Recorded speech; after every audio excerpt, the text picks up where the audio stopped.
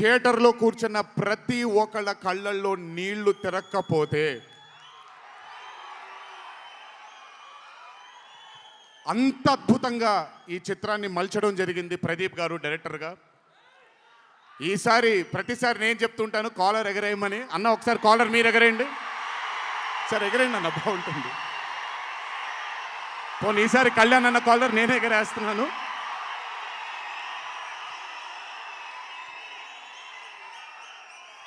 Cinema చూస్తున్న నాకు నా వల్ల కాలేదు కళ్ళలోంచి నీళ్ళని ఆపుకోవటం.